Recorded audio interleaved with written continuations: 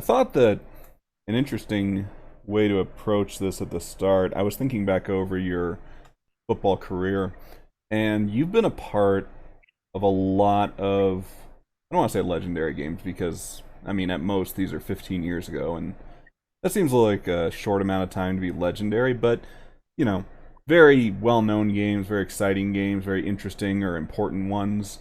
And I thought what we would do is start with some of your playing career and then segue that into your coaching and then get to X's and O's. So, obviously, you played at Baileyville B&B, which my understanding is that's actually two schools, yes? Yeah, it used to be anyways, back Well, in yeah. yeah, yep. I mean, yeah, it It used to was be. it was Baileyville High School and St. Benedict High School, and then I'm actually from St. Benedict area. I live on a where my I grew up on a farm. My parents still live there, obviously, but about a mile south of St. Benedict, and so that was how they came up with B and B was Baileyville and Benedict High School. So I don't know why they took the Saint off of there, but it made B and B High School. So, but yep, it was two schools. You have to And wonder how. we always had the grade school at St. Benedict when I was growing up, and that's where I went, and then the high school was in Baileyville, so Yeah, I think Hanover actually has a parochial school right across the street from them, but I think it's just an elementary school. I do wonder how many people thought it was Baileyville Bed and Breakfast, but yeah. whatever. Yeah. Um, so wanted to start, and some of these games are going to have sad endings for you. Some of them will have happy endings. But the first one I want to talk about is one of those sad endings, and it's the end of your sophomore season in 2009.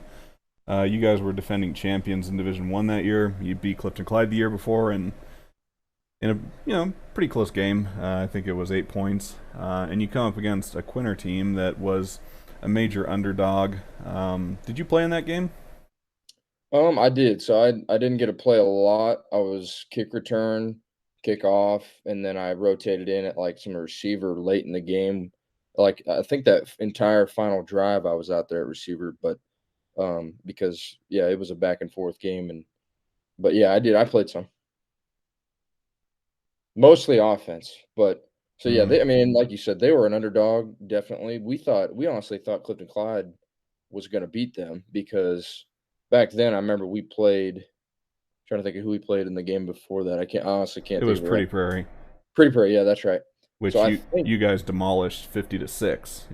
yeah, and well, that was a really close game up in at halftime, it was 14 Mm, to 6, and they were a good team, yep. and then in the second half, we scored early in the 3rd and got a big lead, and they kinda went out after that, but yeah, if I remember right, we played Pre on the Friday, and then Clifton Clyde and Quinter played on the Saturday, and so we were even thinking, "Okay, well, we'll probably match up with Clifton Clyde to be a rematch from the year before," and and honestly, I don't know if that would have been any better, because both teams are really good, and I've seen some of your highlights that you've been putting on YouTube here, and I hate reliving that, but it was an awesome game. It was a lot of fun to be a part of that, and obviously have a chance to win another state championship. But anytime you lose by two, there's always them. Even as a player and a coach, you're always got that. What if? What if I'd have called this, or what if I'd have executed this player? We didn't get a penalty on this, But Mm. I mean, your pain notwithstanding, it is the perfect game narratively. You've got the coach who had cancer. You have the team that snapped a long winning streak. You have, no one thought they could do it all. It's very, kind of the movie Rudy, right? Oh, this shouldn't have happened, but it did. It's incredible. But obviously, the thing that nobody thinks about is how much it sucks for the team that was 25-0. But hmm going back to it, I do think that Quinter game, the sub-state game, would have been a Saturday because I'm pretty sure it was played in daylight. And given how far apart those two places are, I mean, off the top of my head, it might be over 4 hours. It's yeah, they're not close. So my mhm. guess is they probably flex that to a Saturday. Um, how much motivation did that provide for you guys going into the next season when you guys dropped to Division Two for the first time? Oh, I mean everything, and Coach Tiernan he was always good about that. He was because back in and I say back in those days, it really wasn't that long ago. But at that time, I mean, nobody had an iPhone, nobody had a smartphone they could look up and find everything instantly.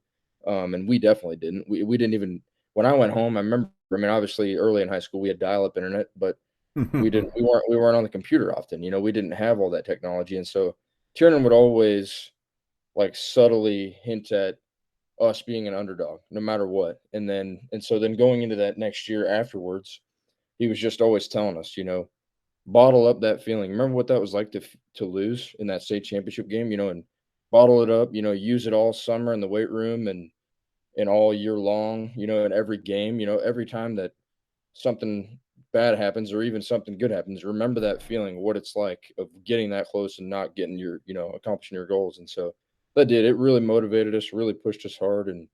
And also just being a part of, having some great upperclassmen from right when we got into high school, it was easy to follow. Like the expectations from day one as a freshman in summer weights when I showed up, me and my twin brother showed up, we was just work your butt off, and give it all you got every day, and that we're gonna win. It was a belief going into every game was we don't care what you do, we're gonna do what we do best, and we're going to win.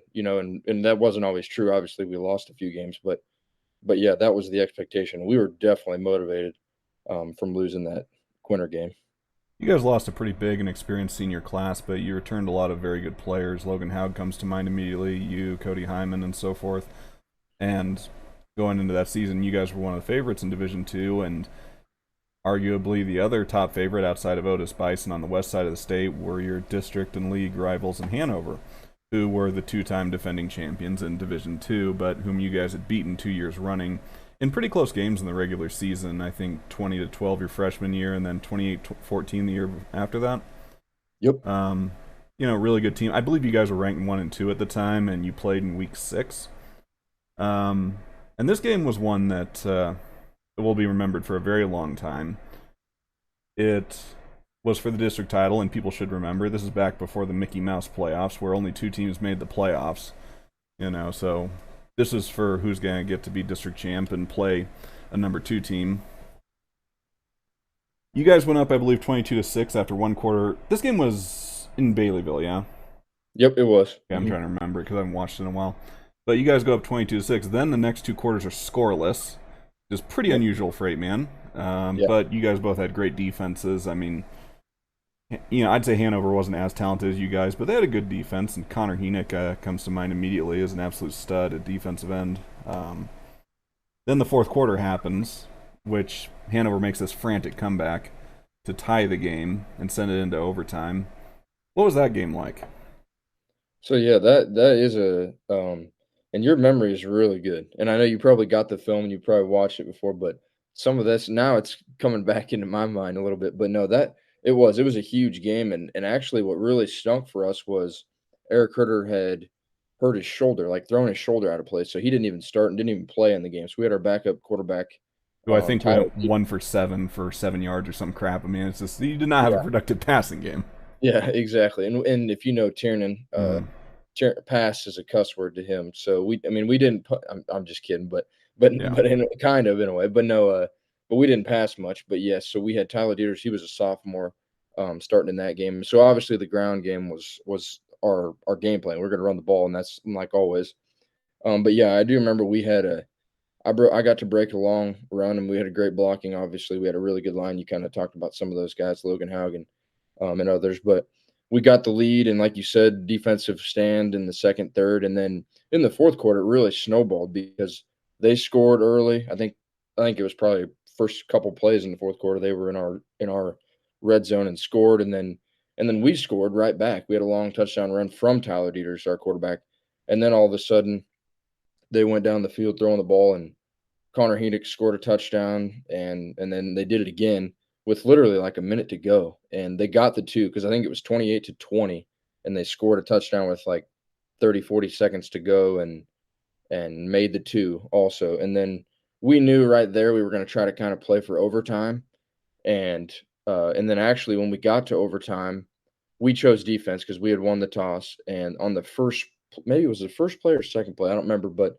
Logan Haug forced a fumble and recovered it, and then we basically called timeout. We knew what we were going to do. Coach Tiernan wanted to kick it, he because that was kind of in the back of our mind from the previous year against Quinter. He was always thinking, well, what if we'd have kicked field goals? What if we would have, because we were down by 2 to Quinter, Mm. and we might have been in field goal range if we had somebody that could kick it. You guys were And driving so the ball.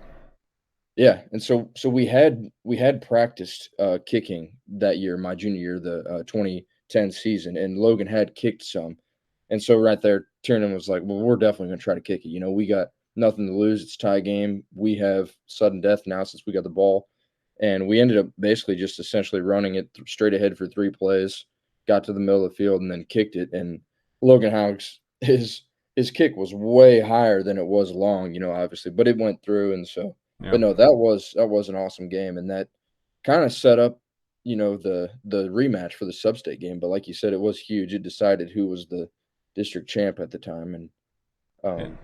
I forget what else you if you had another question there, I forget, but no, that was a great game. Well, you brought up Logan Haugen, the Quinter game. I talked to Brian Rush, the coach at Quinter. He was the assistant coach that year, recently, and he told me that he had talked to Tiernan about it afterwards because he asked him, why didn't you guys have 45 kick a field goal at the end, Mhm. rather than try to throw the ball in the end zone? And he said that apparently Haug had taken a shoulder to the groin and was on the sideline throwing up and Yep. was unavailable to kick, which is just that. That you hate to lose like that, man. I mean, hitting a 30 plus yard field goal, and by the way, for those who don't know, you have to add 17 yards on to whatever the yard line is because you usually Mhm. spot the ball about 7 yards back from the snap and the goalposts are 10 yards from the goal line. Anyway, um, I mean, it's no sure thing, it's no guarantee. And it's pretty hard to do an 8 man because it's really easy to overbalance one side of the line and get a free rusher in there. But Yep. yeah, that's it. Just adds on a little bit to the pain that was inherent there. And you mentioned there was a rematch eventually for the dominance of the eastern side in D2, and I don't want to talk too much about it, but the way Hanover guys have always described it to me, it was just the most miserable game ever. Partially due to the weather, but I think mostly due to the way it went. Mhm. Yeah, so and that was and and that's funny because yeah, the Hanover guys will definitely say that, and we were really good friends with the majority of the Hanover guys.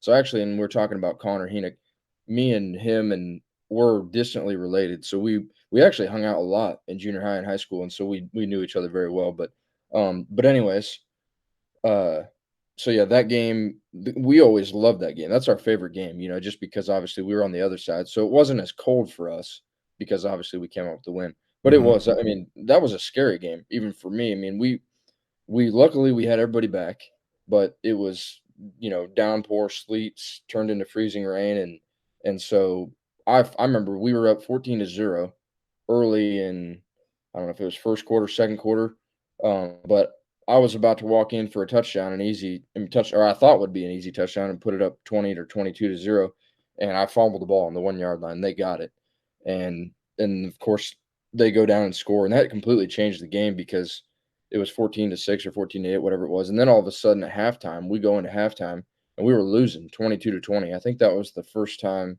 we were losing at half all year, or even maybe even losing in a game all year. But then I remember, Yeah, you yeah. guys. Well, yeah, you never trailed against Hanover the first time, and I can't think of anyone getting a quick one up on you earlier in the year. Actually, I take that back. Hmm? Axtell did. Axtell did. They Oh, scored right.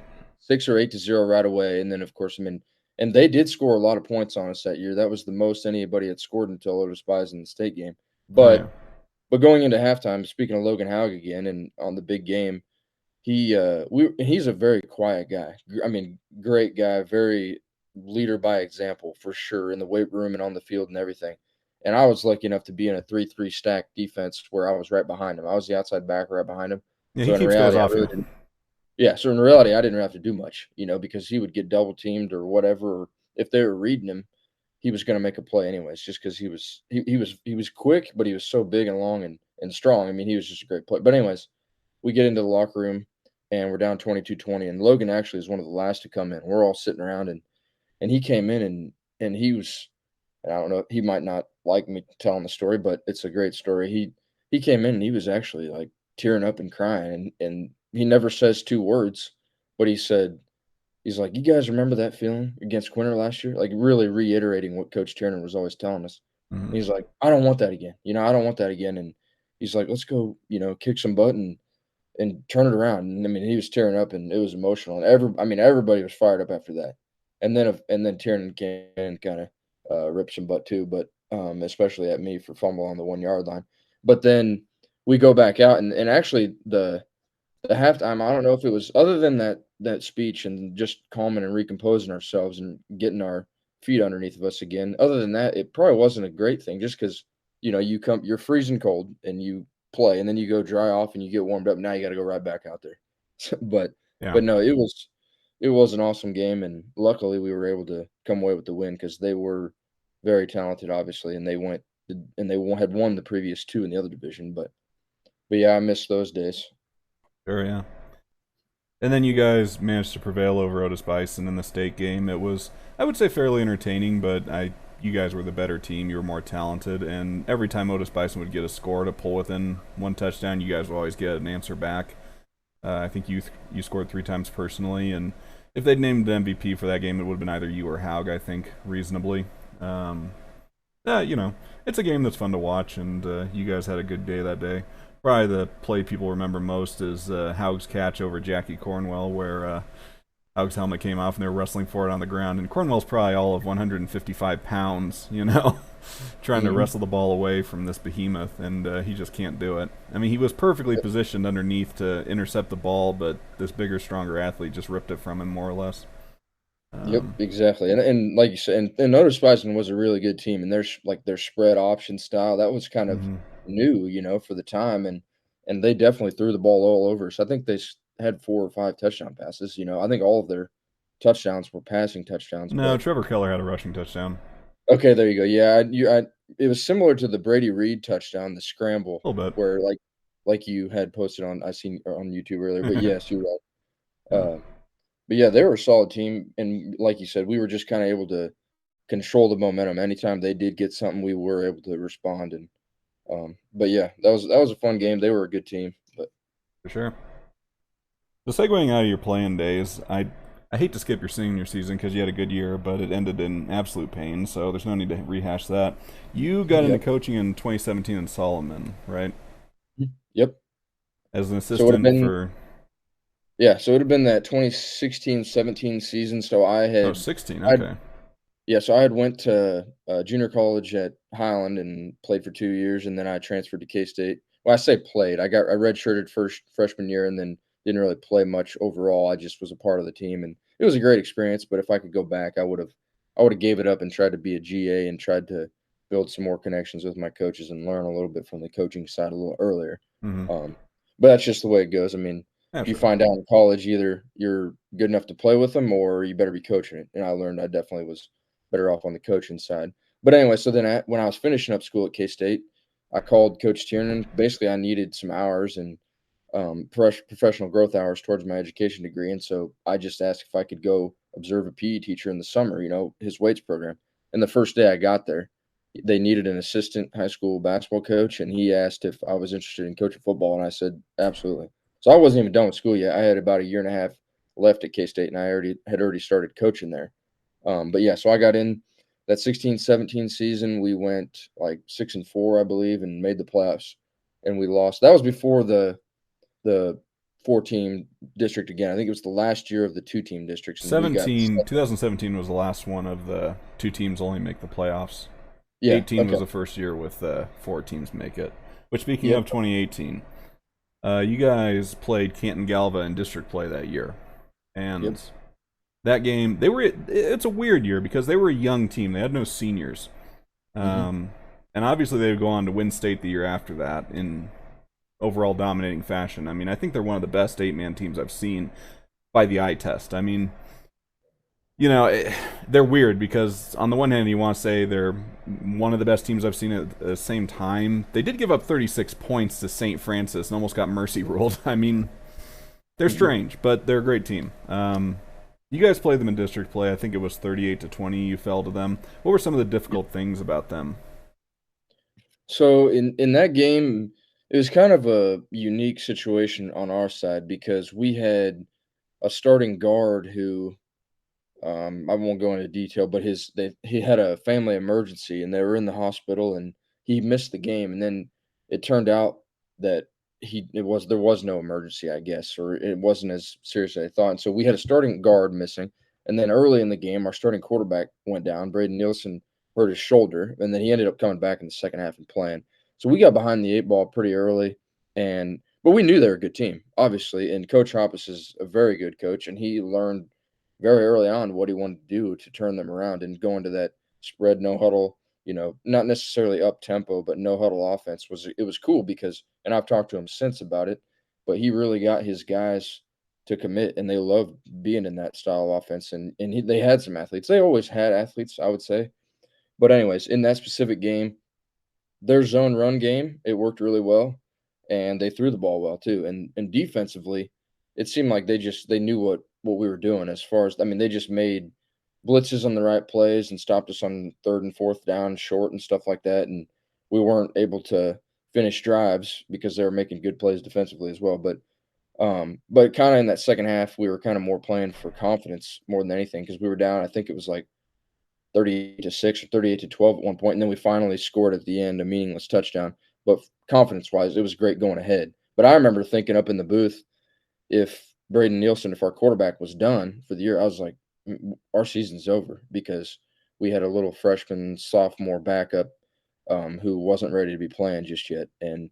But obviously he didn't get hurt or he wasn't done for the year. He did come back, For but no, they reference, I were. think you guys had a pretty small roster. Didn't you have about 20 kids or less?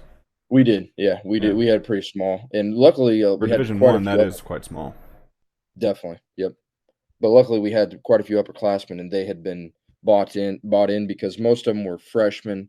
That first year that Tiernan was there, when they went to the sub-state game and played Spearville and Hmm. got smoked by them, but were able to kind of throw the ball a little bit in that. But A lot of people got um, smoked by Spearville that year. It happens. yeah, yeah, they did. It's you join the club, I guess. But Yep.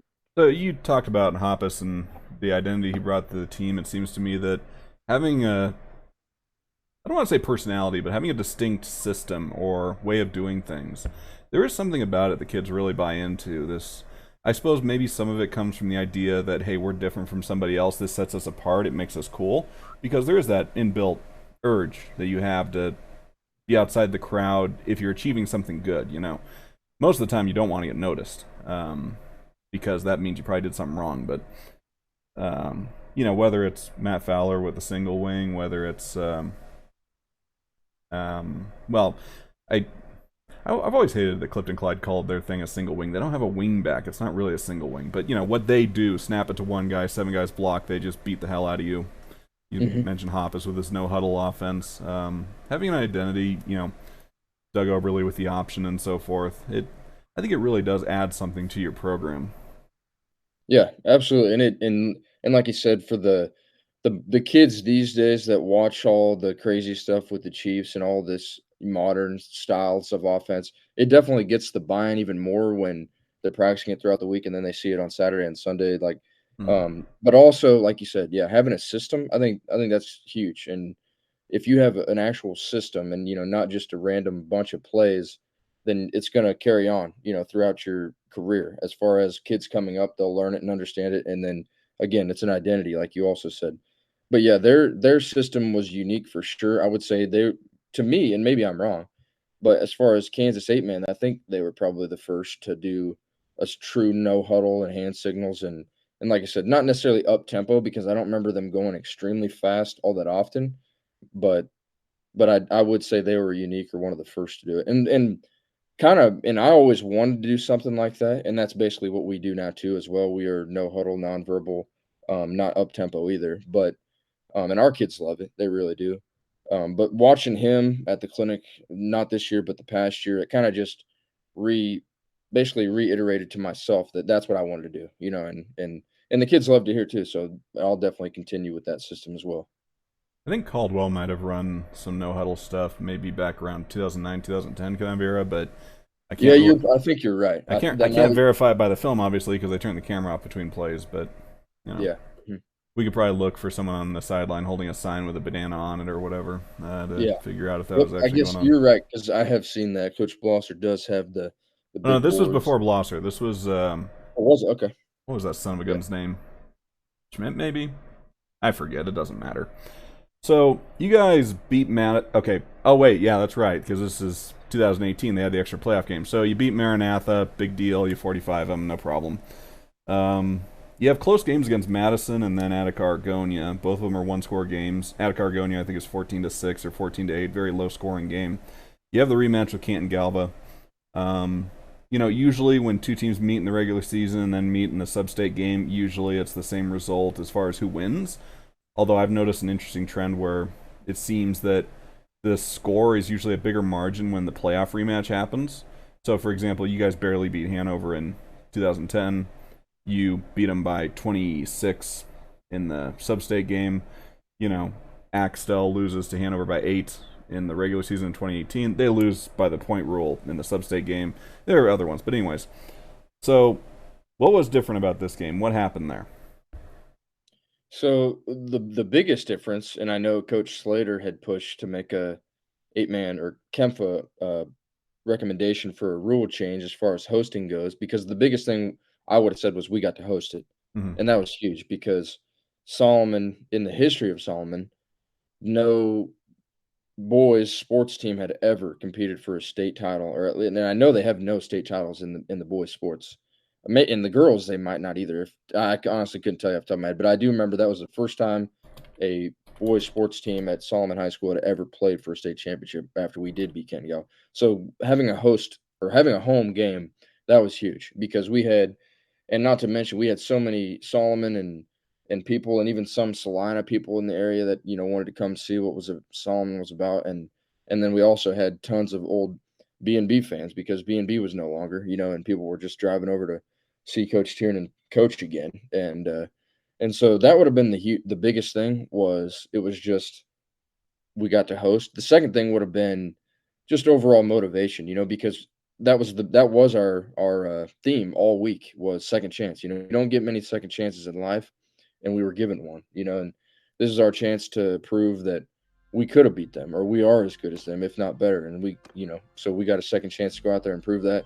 And luckily, we were able to come away with the win. They did score very early in the game, got ahead six, or I don't remember if they got the 2 points or not, but they got ahead 6-0 on a deep fade, one man route, deep fade ball to what's his name at K Struber. State now, Struber, yeah, and he was only a freshman, and he Mm-hmm. made that.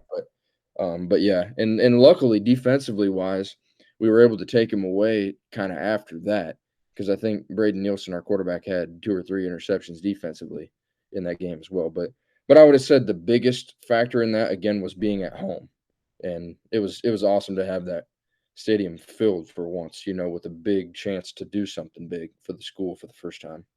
Sure, yeah. So going into the state game, I'm pretty blunt guy, so I'm gonna keep that going. Did you think you could beat Central Plains? Me personally, Sure. I thought we had a chance just because I thought that our offense was diverse enough and unique enough. That was my mindset was I was like, well, they haven't played us yet. They haven't played us yet. Like they played everybody else, and they've been smoking everybody. And I was like, well, they haven't played us. And that was I don't know if that was me just being naive because I was young and it was only my third year coaching, high school football or what. You guys But also I pulled. You also pulled a big upset and had some exciting playoff games. I mean, you got to think you've yeah. got a little bit of destiny on your side. Definitely, and I mean, and obviously, if you don't believe that you can, then you're right. Also, so I was trying to push that belief into the guys too, but I do know Coach Tiernan knew that there was going to be a pretty tough chance if we had anything, any chance to compete with them. And we did make some plays. I mean, it was Yeah, you guys got some at one stops on them. yeah, at one point it was 24-6, and like we had just ran a kickoff back for a touchdown, and that was our lone score. Mm-hmm. And then we intercepted it. We had an interception on their first offensive play, and it was 24-6. We had the ball at like their 20-25 yard line going in, and of course we didn't put it in. But I mean, if had we done something with that, who knows? But Sure. even then, they were clearly the better team. I mean, they literally had a dude at every position. They had 8 guys out there that were all, I mean, in a way, almost all 8-man all-stars, in reality, but they were just loaded and they were good. And obviously Coach Steiner's a great coach and knew what he was doing, but they were a very good team. I mean, you look at that defense. There are at least 5 guys on there that I think are all state. I think the entire defensive line. I think Hickel the linebacker, and I think Menji's the safety. Those guys, if they're not on an all-state team, there might be something wrong with that all-state team. I mean, Yeah. and I watched that game today. I watched all these games in Mhm. preparation. Um, I never thought I'd see a nose tackle play as well as Zach Nemechek in that state game, but the Mhm. kid that Central Plains had that year, holy cow! I mean, he was something else. I mean, Yes, yeah. They and I don't remember how many seniors they had, but I was they thinking had a it was lot. 6 or 7. Yeah. Yeah, and I mean, as in far as starters go, I think they Mm-hmm. had 6 or 7 starting seniors, and they literally did not have a weakness. I No. mean, even though they didn't see a lot of pass-heavy teams, if even when we're trying to dissect game film and see, where do we attack this defense pass wise. Even then, their D backs are legit athletes, and plus, when you think about passing the ball on them, then you got to talk about protection, and they could bring a 3-man rush and get heat on you, even with 5 or 6 guys in the block. Yep. Even if you're running a 1-man concept, but and so yeah, it was obviously tough to game plan offensively for their defense, period. But yeah, they were loaded and they didn't give up many points. We were just glad to actually score on them, period. Fair. Yeah, and it looked to me like Steiner let his defensive ends play a little looser in that game. At least I don't have film on the rest of their season at this point, but traditionally they're very much hit and sit. They sit in that B gap and they don't rush much, but they got after you that day. So going on to happier times. So you moved back to the Northeast. You took an assistant's job at Axtell under Coach Detweiler, and you were the defensive coordinator and junior high coach. So, for high school, I did kind of help Coach Bussingdale with defense a little bit. And then I tried to help out offensively where I could, but obviously his style was different than anything that I had known from high school and from coaching with Coach Tiernan. Mm-hmm. I did give him some ideas offensively as far as like just the way we block things and some of the zone read option style stuff that Coach Tiernan did, which he didn't really use much of, which he didn't need to. I wasn't ever trying to change anything he was trying to do. I was more so trying to learn and being willing to help out anywhere. But yes, I did coach the junior high, and it wasn't hard to coach him because Brandon Smelsley was our quarterback. He was a seventh grader my first year there, and Eli Brockman was a seventh grader, and then they're starting O lineman right now. We had Sawyer Dieters and Grant Bussing, and then all them sophomores. They came up the following year as seventh graders, and so we didn't lose a game. We went 7-0 both years in junior high. But again, that wasn't due to coaching. That was the athletes they have, and those guys are very good. And but yeah, so it was a lot of fun to be a part of that. I learned a ton under Coach Detweiler. Getting to be in a spread, pass heavy offense, and stole kind of not necessarily the. I mean, I have my own terminology and everything, but I definitely stole some of the approach to game planning and practice planning that he uses. And so it was definitely a great experience to go back, and I'm glad I went to Axtell for 2.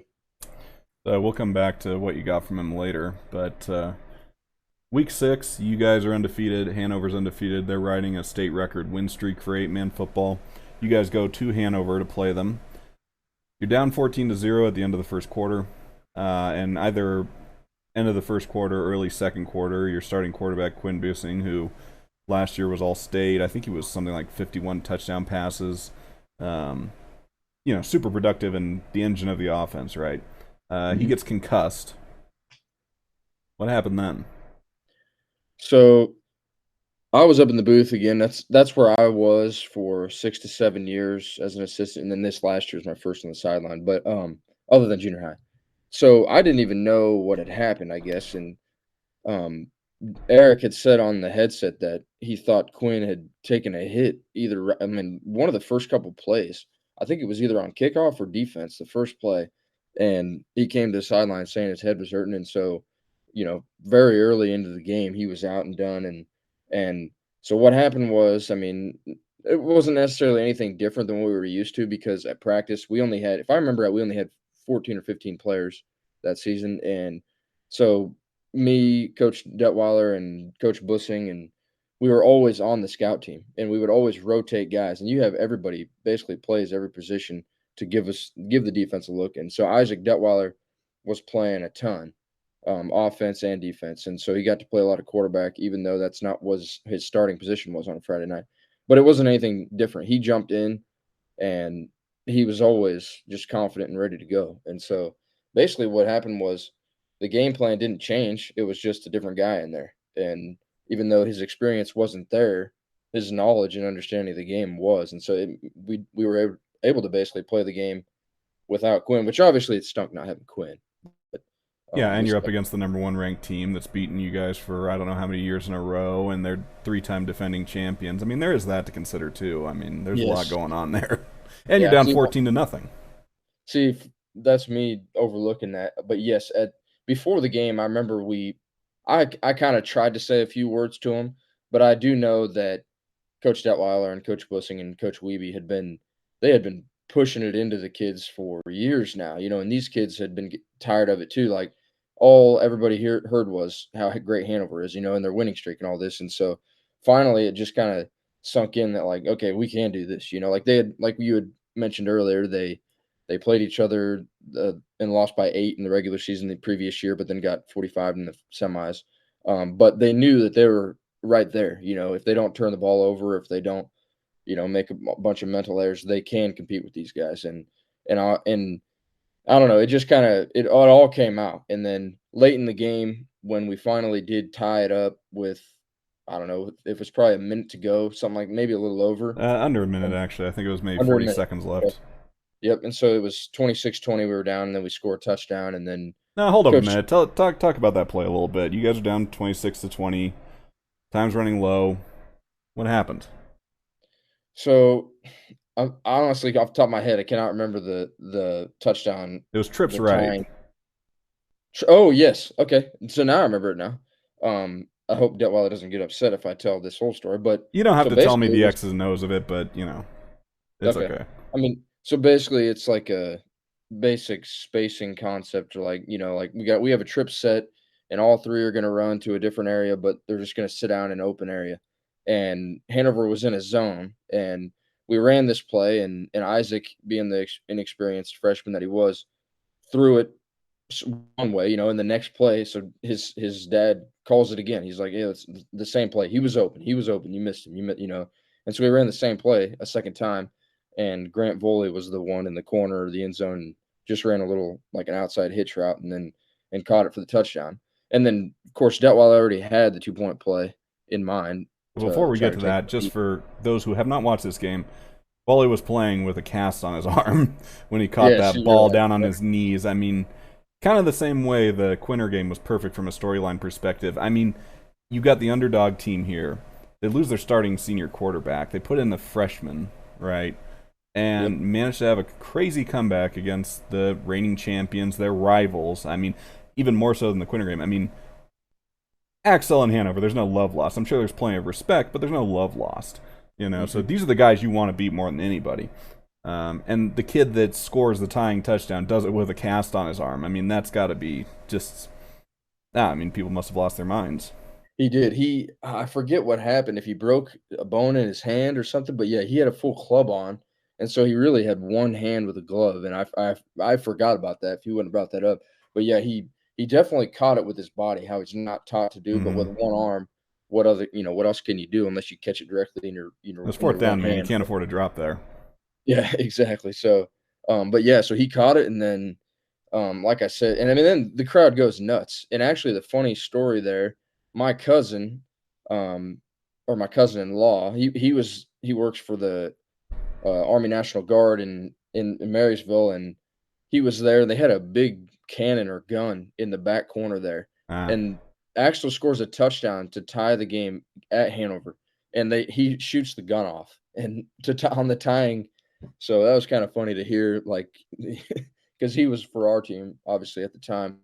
But anyways, then Detweiler calls the 2-point play, and it was, a speed option pitch pass, and they bid on it, came up like any, aggressive defensive team would do, and we were able to throw the double pass and catch the 2-point conversion. Actually, it was in the very back of the end zone, barely got his feet in, but it worked out. It was, yeah, it was awesome. It was huge for not only that season and for those kids, but obviously for the future of Axtell and what's going on now still, there. But yeah, that was an awesome game, and then and of course we did get to play them again. But so on that speed option double pass play, is there any read at all? I mean, if the defensive end were to chase the pitch man, would the quarterback keep it on that, or is he just automatically pitching?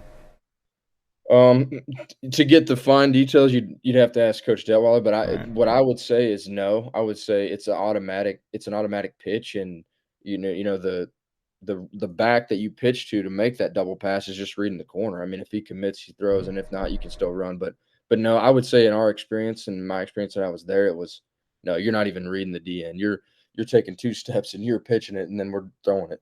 But You could probably mess that play up a little bit with a switch where you have the linebacker take the quarterback and the defensive end just goes at the pitchman. But definitely, still, he's going to yep, get the ball off fairly quickly, so you're probably still not getting him. That's a very annoying play to deal with. And of it course, the is. storybook game ends in storybook fashion with the freshman replacement intercepting a pass at the goal line to stop Hanover's last drive. They take a Yep. knee, and you guys are then ranked number one. Yep, So, and then it went right into that next week playing Frankfurt, which was another wild game. mm-hmm. So you want me to talk about that? That's up to you. I mean, I know how it goes. I've seen it a few times. It's a great game, but if you want to skip to the sub-state game, that's okay too. Yeah, let's go ahead. And so I mean, that Frankfurt game, obviously. Well, I mean, I'll talk a little bit about it. So the reason it was just wild was this is actually why I proposed a change of the format of the four district playoff format because we had a three-way tie basically for first is 3-7-1 teams after we lost to that or to Frankfurt. Yep. Well, I take that back. That wasn't what officially ended that. It was Frankfurt beat us on the final Hail Mary And play, then Hanover beat and then Frankfurt. yeah, and then Hanover beats Frankfurt by a couple touchdowns, and then so then it was a three-way 7-1 tie, and actually the 2 seed was rewarded. We were rewarded because we didn't have to rematch Hanover, like Mm-hmm. and Frankfurt had to rematch them in the second round of the playoffs after they had just played them. Yeah. But and actually Frankfurt had a chance at beating them in that game. I think they only lost by 4 or 6 or They lost something, by but 4, yeah, 36-32. yeah, so that and but then obviously that did after Hanover did win that, we knew, I mean, obviously we weren't overlooking anybody on our playoff postseason schedule, but we knew Nah, if you guys things were better than St. John's and Lakeside. Let's just say it. yeah, well, yeah, and we knew if we took care of business, everything, nobody gets hurt, then we were going to be able to rematch and get another chance at them, and we knew they were going to be ready. And actually, I do remember I was teaching high school social studies at the time, and we had school that day, and it was snowing a lot. They didn't cancel school or nothing like that. And Detweiler was texting us nonstop during school and saying, what's the plan? What's the plan? Like, because I believe it was Osborne. I forget who Osborne was playing. So, oh, they were playing Central Christian. And their game got rescheduled to Saturday because of the snow, if I remember right. And so then Mm, we were deciding if we were going to cancel or not and go to the next day. I mean, I do remember saying, let's just do it, because I was thinking back at my junior year, that sub-state game, like against Hanover in the snow. I was like, that was the funnest game I've ever played in, and sure. these kids can experience that too. And it was awesome. We actually got off to a 8-0 start early, and then it was 14-0. Actually, we might have actually gotten it up to 22 to nothing. I'd have to go rewatch it again. But they were they were a very good team, but it was just nice to have Quinn back, and that helped us big time. And then Colby Talbot was a beast on the defensive line, and that helped us a lot because we actually Coach Bussing went to a two-man front, and that was the first time that year was against Hanover in that week 6 matchup or whatever that week was.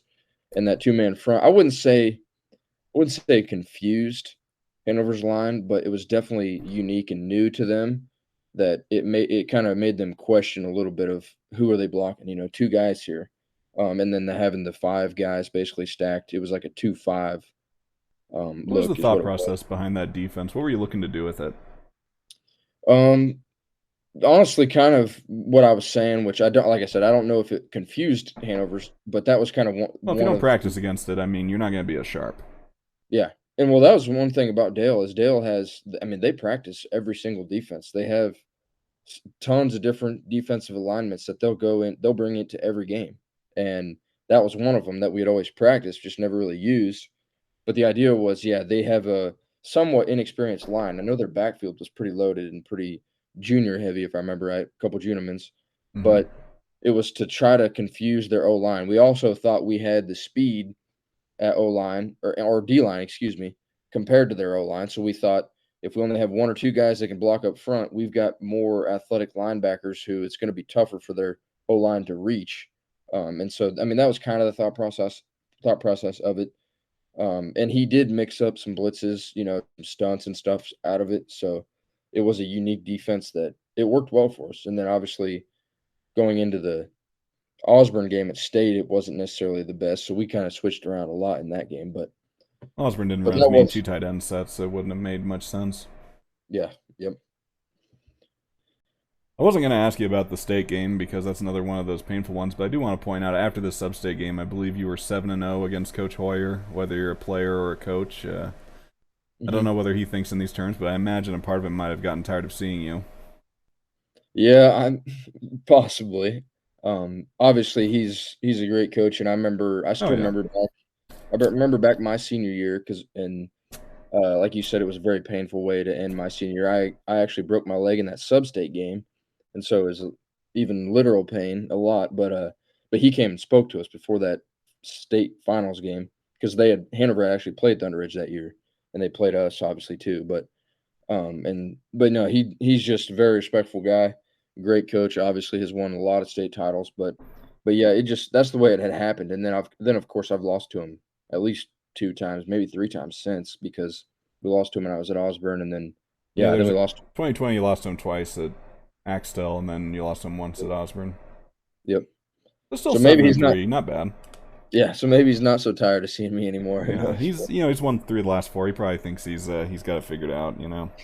Um, Now obviously you leave after the 2020 season at Axtell, and once you're no longer on staff, they immediately win 2 state titles. So clearly you were holding them back the whole time. Yep. Oh Um, yeah. That's what I have told you him. Yeah. has anyone made jokes like that to you before? Not really. I told Shameful. them that though. I've said that like, dude, what were you guys thinking? I mean, Yeah. you because they got Quinn. Quinn volunteered to basically come back, even though he was going to Washburn, and he came back on Thursday night, and he would stay at the farm and go to practice, and then if he didn't have class on Friday, and then on Friday he would obviously go to the game. And he was up in the booth and kind of doing what I was doing the 2 years before, and then but no, they had great athletes come up, and that helped a lot. Oh yeah. But I have joked around. I've said that to them. They never, obviously they didn't bring it up to me, but Well, I'm ashamed that they're not so cruel as I am, but yeah, oh well, it is what it is. So they should be though. I mean, they should usually the which there's not B&B Axtell. They used to be a big rivalry there, but obviously I never felt that when I was at Axtell. And it was obviously much further behind, prior to me in my days. But well, you can't remember a time when you weren't beating the hell out of them, so yeah, that's it's true. just the way it was. Yeah. Um, you talk about Hoyer coming to give you guys a pep talk or a speech before the state game, and it just makes me, in my mind's eye, right, I'm just picturing him as this is for the glory of the Twin Valley League. You must uphold our honor and all this. We are the best league. Talk to me about TVL football because they have had just an insane run. I mean, I probably should have had these numbers in place, but going back over it real quick in my brain, I think they've got 12 state championships since 2008. And one Yeah. year they had 3 teams in the state games out of 4 possible berths. And Hmm. I want to say that, since the mid 2000s, only in 20. Oh, let me think. I'm trying to think. Has there been a year where a TVL team has not made a state game? Oh, that's a good question. Because B&B made it 8 through 13, Ye- obviously, Yeah, eight and through Hanover 13. made it for several of those years too. And then Yep. 14, 15, 16, 17, 18, Hanover was there, then Axtell, And then then Hanover. Axtell. Yeah, no, there's always been a TVL team Yeah. in Hmm. there. So, what do you think makes that league so good over the years? And what was it like competing in it? So I would just say, I mean, tradition is one thing, but you have the thing about Hanover and the thing about Axtell. It's kind of wild because Baileyville wasn't necessarily this way as far as families moving back. You have so many kids that graduate from the high school, and then within 4 years after college, or even 2 years, or whatever they choose to do, then they move back, and their kids do the same thing. And so it's just a tradition over time. Obviously, that a successful tradition over time, and the coaches are for the most part maintaining as the same guys too. And that goes through all of Twin Valley League football. Obviously, Tiernan was different, leaving Baileyville, but other than that, just great communities. Like I've only been in a part of two communities in the TVL, Axtell and Baileyville, and they're both very similar. They're actually pretty predominantly Catholic communities, and actually Axtell used to have a Catholic school that grade school that they ended up closing down due to numbers and financial issues, but it's still a very predominantly heavy Catholic school. There's a Catholic church literally like a block away from the school, and the same thing with Baileyville. When I was in high school, we actually had a church schedule every Friday, and we were a public school. But we had church mass every Friday, and there was maybe 3 to 4 kids in the entire school that, that didn't go to church, and they just went to the library with the one of the few teachers that wasn't also Catholic. And not to say that that has anything to do with it. It was just we had some very strong communities with two-parent homes and people that had great expectations and pushed each other and, held each other accountable and their kids and had the same thing at school. The teachers were also great. And then obviously the coaches were very great. So just a combination of that, and then obviously when you get families that return and families that produce some good athletes as well, it's just a recipe for success. And I mean, going back to what you said about Hoyer, he didn't. I don't remember anything really that he said, Yeah, but in I my know he head, it's a didn't. lot more dramatic. Yeah, but I know it wasn't anything about the TBL or nothing like that. But obviously, and then another thing you're saying that year that there were 3 out of the 4 finalist teams were, TBL teams, and that's funny because it was us playing Clifton Clyde in, Division 1, and then it was Hanover playing Victoria in Division 2, but Hanover had just played Axtell in the semis, and Axtell had 4 losses. They lost to Hanover twice, they lost to us and Clifton Clyde. Yep, They went 8 and 4, pretty rough. and yeah, and that would be that, and I went and watched that, semifinal game because it was on the Friday, and then we played Madison on that Saturday the next morning because it was Hanover had to go to Axtell, and I was a freshman, I wasn't playing, Yeah. but yeah, that was some wild times, and that's yeah, the league is just it's always been a really good league, and not to say that others aren't, and I haven't experienced as much from other leagues, but yeah, there's nothing like the Twin Valley League. I loved competing in it, loved getting to coach in it and experience that as well. Um, but yeah, great league, great community, great people. I think one of the remarkable things about that league is that you've got the big three of Hanover, B&B, and Axtell, but below that you've got programs like Frankfurt and Clifton Clyde that okay they haven't won any titles, but they have consistently put really good teams on the field, and in some years have contended for titles, have come close to winning titles, have definitely caused problems for a lot of teams around the state. I mean, and yet they're the unsuccessful Twin Valley League teams relative to the big dogs. It's kind of crazy to think about the amount of success in there. But Yeah, and even not that long ago, prior to that, Byrne had some really good teams. Before yeah, in the Byrne, early 2000s, yeah. yeah, mhm, Hmm. and not that and there's been a lot of really good TVL teams, but yes, it's crazy to think of how many even the teams that aren't competing for state titles, there's some very talented teams, and that's the thing that I always disliked when I was in high school. Obviously, I didn't know anything about it, but the regional postseason regionals, it's like, why are we eliminating 3 of the best teams in the state? But it's not. It doesn't just happen there. It happens everywhere. But that's one thing I was questioning as a high school kid. I was like, well, we're at this regional, but these are all our teams that we've played multiple times in our league. Because I can still remember my freshman regional basketball. We played Centralia in the first round and barely beat them, or was it Centralia? No, we played Hanover in the first round and barely lost to them, and then they obviously went on to win state. But on the other side, it was Centralia and Frankfurt. So it was us, Hanover, Centralia, and Frankfurt. And then, I mean, you always eliminate 1 or 2 really good teams by doing that. But anyways, that's the way it goes. Well, I mean, in any playoff structure where someone has to win it all, there are going to be some good teams eliminated. You just want a structure where the best teams are playing latest if possible. Yep. Yeah. So, you had some interesting defensive lineups. You mentioned Coach Busing came up with some of them. Um, Unpredictability seems to be valuable when trying to stop someone that has maybe better talent across the board, such as that. I mean, that Hanover team overall had size and strength on you guys, so you guys aligned differently to make it more challenging for them to use that size against you. Do you have any thoughts on that in general? Yeah. So just as far as defense goes, I would say, like back in the day, the unpredictability or trying to have a surprise element of the defense or the offense doesn't necessarily know what you're going to do, which that's probably kind of unfortunately, well, I wouldn't say unfortunately. Fortunately, unfortunately, it doesn't matter, which depends on how you look at it. But technology wise speaking, with the trading of film and the access to other film, that's hard to come by anymore of the unpredictability, but unless you save that defense, unless you have a secondary defense in your back pocket until, late season like that. And that's kind of what the scenario was. We had ran that all year and we hadn't really used it that much. And then Coach Bussing thought, okay, let's try this, especially once Quinn had gone down, we were like, why not? Why not try something different defensively as well? Because the entire dynamic of the defense had changed because Quinn was our middle linebacker.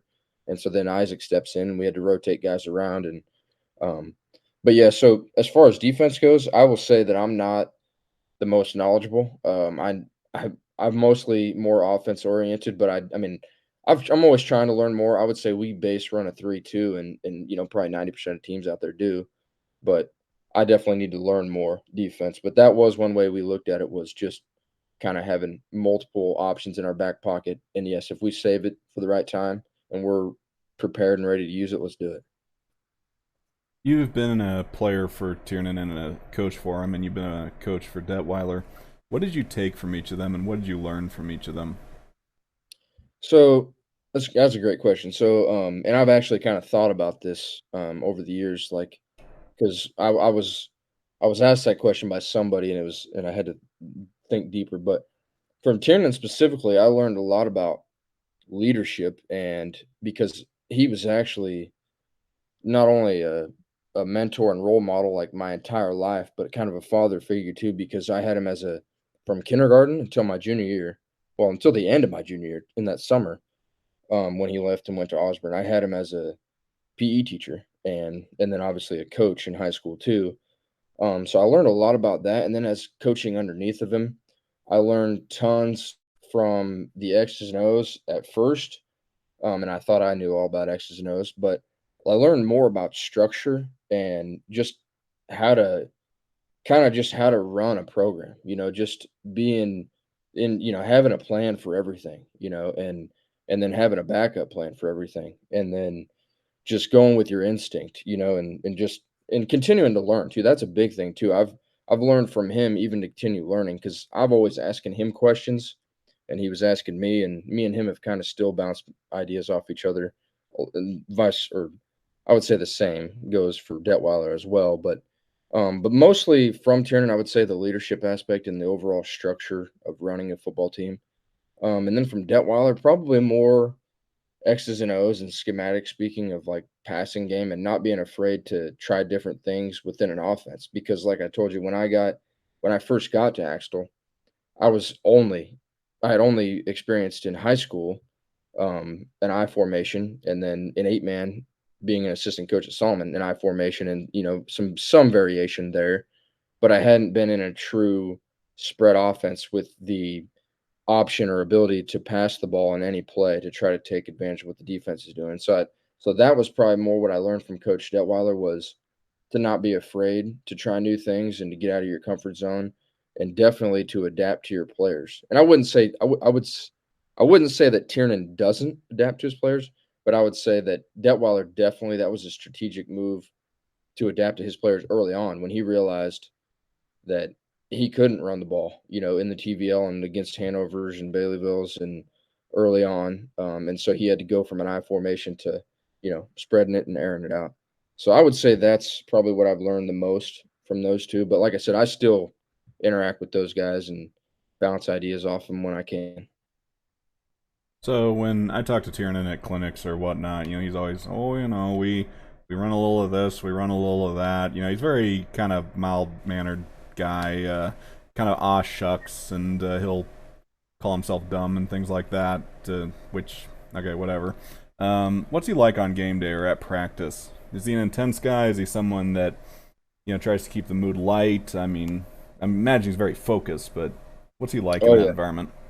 So yeah, very focused, very intense. I would say. I would say he kind of lost a little bit of intensity, or at least maybe not lost intensity.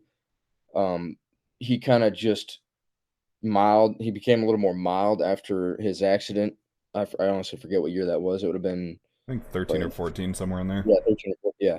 So he kinda relaxed a little after that, but he's still very intense. So, I mean, as far as he's gonna tell you how it is, whether you agree with it or not, it doesn't matter how it makes you feel or not, it doesn't matter. He's gonna tell you how it is, and that's not right or wrong. I wouldn't say that there's anything wrong with that or anything, but some people disagree with it. But anyways, but no, he's very intense. He's gonna make sure that everything is done the way he wants it done. But I mean, again, he'll adapt to the guys as far as he's not going to put somebody out of position. He's going to make sure that this kid is comfortable and knows what he's doing before he does it. But definitely an intense guy. And like I said, he was very good at motivating and finding ways to motivate you. Even now, he'll I mean, back when I was in high school, he had a story for everything, and it seemed like he would make up stories on the spot to get you motivated. And maybe he did, maybe he did, maybe they were true stories. I don't know, but he can still do that, and he still finds ways to get the most out of his guys even today. So, but yeah, definitely more intense and focused on Friday in practice situations for sure. Can you give me just one of your favorite X's and O's you learned from Coach Tiernan, and then one from Detweiler? Yeah, so just and from Coach Tiernan, it's kind of an old school, but I believe it's the Midway Denton offense, just the what he calls the 30 series. So he's been very successful everywhere he's been, from 5A Liberal in his early days as an assistant to Baileyville to Osborne to Solomon back to Osborne, all that. But he at Liberal they ran a 30 series offense. It was a it was kind of a triple option style, but it was a counter series, and I'm going into detail, and I don't know much about it honestly, other than he kept the number system from the 11-man playbook from Liberal. So we had all these different play. We had 30 trap, 38, 39 trap, and an 8-man. Even in an I formation, there is no 8 or 9 hole and all this, but he kept all that, and so that was the main thing was our counter series, and we practiced that every single day. And I mean, we literally got tired of that as backs. We got tired of it, but it was good for us because on Friday nights we would carry out our fakes and we'd get tackled even, all the time when we didn't have the ball. And actually, I can remember my freshman year, we ran, or no, my sophomore year, we played at Blue Valley, and Kyle Hiverkamp kept it on a boot, it was boot 8 or boot 9 and quarterback counter series.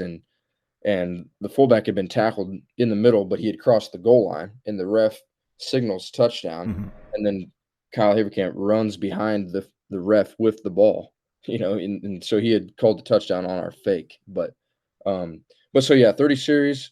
I would say my favorite though, as a player, was our 23-24 guard lead, is what he called it, out of a twin set, because we would actually read a second level defender. Our quarterback would read the linebacker because linebackers follow guards. Everybody's taught to read guards. So if that backside line, let's say it's out of a twins left, and we're running 23 guard lead, our right guard pulls and is like an A gap power. He leads through the left A gap. We block the backside DN, but we read the backside linebacker. If he flows and follows the guard, our quarterback will pull it and run on the backside. And that Hmm. was one of my favorite plays as a running back because most of the time, actually, even if quarterback, because our quarterback was taught, even if he's questioning anything, give it. And so I would give it, and if that linebacker flowed, I could just cut it back, and I did that several times. I remember in high school, but no, that was my favorite play, and that's a great play too. But those would be probably my favorite from his offense. Obviously, he doesn't have much for the passing game, so but Well, you mentioned that, and while you say it's a dirty word for him, I mean, when he threw, his teams always threw the ball very efficiently and usually for big gains. I mean, it was opportunistic, oh yeah, kind of like Coach McLean out at Madison. They're going to run trap and toss all day on you, but when they do throw, they tend to get something. yeah, That story about Haverkamp on the touchdown, it reminded me of an old. There's a book called Single Wing Offense with a Spinning Fullback. It's all hmm, about the full spin series with all three running backs in the single wing. And in the foreword or the prologue of the book, the author states that, and he coached in college, by the way. It's a technical college, but it was a college. That hmm, on multiple occasions in his career, he has had touchdowns nullified by the fact that the officials blew the whistle when someone who didn't have the ball got tackled and they thought he had Yep. it. It's just, Yeah. what can you do? I also remember this is an 11-man game. It was Hutchinson playing. I forget who they're playing. It was some garbage team. Anyways, their player runs down the sideline and it looks like he's going all the way, and he gets tackled at the 3. And the side judge runs to the 5-yard line and signals touchdown. He thought it was the goal line. Oh my Oh, gosh, that has got to gosh. be really embarrassing. Not quite as embarrassing as that poor umpire in that sorry, not Gossel, but Caldwell Waverly playoff game who got run into by the fullback and basically prevented a touchdown. This big guy couldn't get out of the way. It's just, everyone's looking at Yeah. you, and you knew you messed up. Yep. So, That's a tough one. And that happens sometimes. But yeah, yeah. and that was something Tiernan always told us though was, carry out your fakes, and if you get tackled, you did your job. And Hmm. obviously we didn't plan on a ref thinking that we did our job and No. and actually had the ball and scored, but that's funny. We put it on the highlight video, so it's funny to do that. But Yeah, against Maxville, I coach junior high here. We run the single wing, and we ran our reverse play. And the NFHS camera didn't follow the ball because all the Maxville players ran the wrong way with the fake, so it followed them. And. oh yeah. But fortunately, we had a filmer, so we still got it. We were all right there. But That is the one problem with them, those cameras, the huddle mhm. focus cameras. Like, I mean, because sometimes it'll sense some sort of movement over here, and it might miss the play. you know, Other than that, they're great, as far as the film goes. But I don't know. They're usually too zoomed out for me. well, I mean, as far as they're great for a tool for a coach, as in Yeah, they're it uploads useful. the film for you. Yeah, It's ready to go. You don't have to do nothing I will take other a than competent filmer over a machine any day, but it's better than nothing for sure. And some of the film that it produces is actually pretty good. yeah. It has a lot of benefits for sure. I agree with you too, though. If we can get a guy, if we can get an extra manager that'll do it, then I'm all for it. Last year we were Yeah. struggling. Which we only had 16 players on our team, and then we had two managers. But yeah, if you get somebody that can do it for sure, I would take that definitely. That takes away that technological error at any time. But Well, Coach McLean from Madison, he was well known enough as a coach because he coached out in Jersey for a long time, and he was pretty well mhm, known. Um, he would talk to these college coaches, and he would tell his filmers, "Hey, look, you do a good job for me. This is what I expect of you. I will write to the coach at whatever college you go to and say, hey, listen, this kid is a good filmer, and you're not going to get a scholarship off of that, but they might chip in some for your textbooks or pay you a stipend or something like that. I mean, at my college, they certainly paid the filmers and whatnot. I mean, you can make some money off of it, and it can help you out on campus definitely, if yeah. you can do it. Yeah, and coming from him, a letter of recommendation from Coach Mack is pretty good. And Madison had a lot of good filmers those years. Speaking of Coach Mack, he talked about this at the clinic. He didn't go into it in great detail, but he has a grading system for his offensive players. It's for the Mhm. blockers and the fakers. He doesn't grade receivers, runners, or catchers or passers because they get stats anyway. They get yards, they get touchdowns, they get catches, whatever. This is Yep. for the guys that don't get statistics for what they're doing. And the idea behind it is basically every single play, if you're blocking or if you're carrying out a fake, there are two criteria you're judged on. Did you identify your assignment? That is to say, did you block the correct guy or did you carry out the correct fake, depending on your job? And number two, did you work your butt off? Did you give it your best effort? Because, you might be up against some physical freak. I mean, if I'm out there trying to block Logan Haug, I mean, I don't care how hard I try. He's going to make some plays on me. I'm not going to shut him out. There's no way. Um, but so you don't expect the player to do that, but you do expect him to give a good effort and try his hardest to make it difficult on that guy. So if you identify your assignment and if you give a good effort, then you get a plus for that play. And if you fail either of those, you get a minus. Then they have a percentage system based on that. And I can't remember whether he did this, but I know I do. Anytime one of my backs gets tackled carrying out a fake, that's an automatic plus. It's just, Yeah. all right, dude, nice work.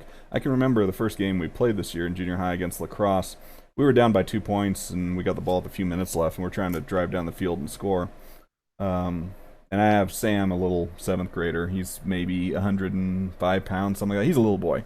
Um, he hands off on our inside counter play, and he gets tackled by the defensive end. And we're in a 2-minute situation, basically, at this point. And he runs off the field because I subbed in our other tailback, and he said, Coach, I got tackled, I got tackled. He was so happy. He's just, Sam, please shut up. Yep. I'm trying to coach the team. I didn't say that quite that way, but it was just, Yeah. He's such an adorable little motor mouth. You know, his level of enthusiasm is through the roof, and you love to see that from a player.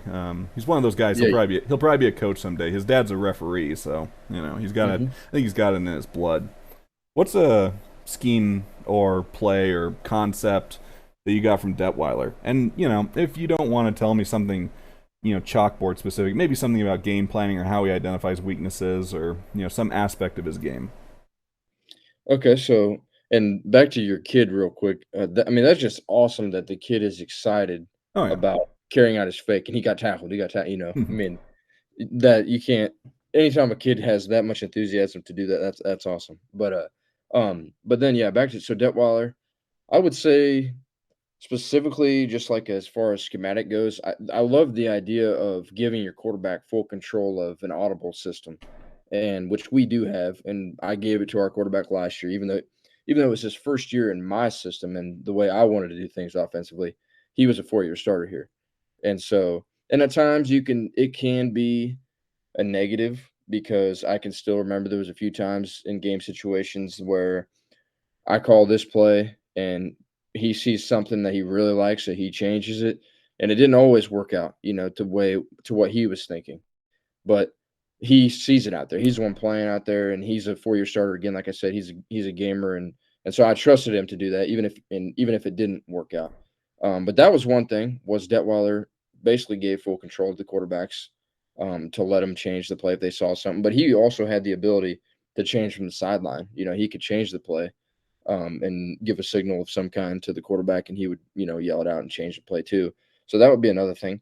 As far as schemes go, I would say the speed option. That wasn't something that I had done much of in my high school career. We didn't do it at Baileyville, and I was kind of new to it. In college, I got the chance to play a little bit of running back and slot receiver on the scout team my freshman year when I redshirted, and so I kind of picked up a little bit of that, but not much because there's not a whole lot of teams dedicated to speed option in Hmm. in JUCO or even in college. Period. Even now, but speed option for sure. And the way he runs it, a couple different ways he runs it. I mean, there's pretty much a one way that most people run speed option. You just pitch off the DN, you attack the outside shoulder, pitch off the DN, try to block everybody else. Yeah, but you have different But ways of blocking them. You can bring the end down on the linebacker and loop the guard around. You know, you can have the yep, guard, you know, kind of yep, reach exactly. around. Yeah. And so they did that. Obviously, they did that a few times, and I can still remember actually Otis Bison did that. They Mm-hmm. would have that receiver go crack the linebacker and arc release the guard out to the corner of the DB. And Yeah, I if you're like in that man scheme. Yeah, and if you're in man coverage and that corner chases, follows the receiver inside, then you got nobody out there, and you got a nice Mm-hmm. seal to the outside. And so I really like that, and I kind of put in a few pass variations off of it, but just the way they execute speed option and how much they practice it and stuff like that, that would be definitely something that I took from him for sure. So, what's your running game like at Stafford these days? Because you're the head coach there now, coming off an 8-1 season, hoping to build on that. Um, you know, obviously, pass is not a dirty word for you, but you still want to run the ball quite a bit. What is your ground game built around? What are the schemes you want to? How do I say this? What's the Incorporate. foundation? Yeah. So the foundation is definitely inside zone run scheme, Mm. and we also run a lot of counter. So I mean, we basically only have two run schemes. We're a zone scheme and a gap scheme, mostly zone. And it's pretty simple how I teach it as far as the rules of the system with our O line, and they're supposed to communicate no secrets every play. Tell each other even if the defense knows who you're blocking. I don't care as long as you know, because if you don't know, then we're in trouble. And then, but anyways, As long so as you get zone. everyone covered up, you're good in the zone.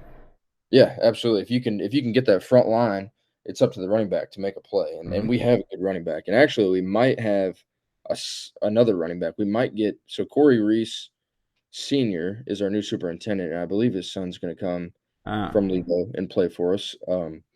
He's been traveling playing summer baseball for the summer, so we haven't had him around yet. But hopefully, we can get another. But Cody Kanoki was our running back this last year, and he had almost 1,000 yards.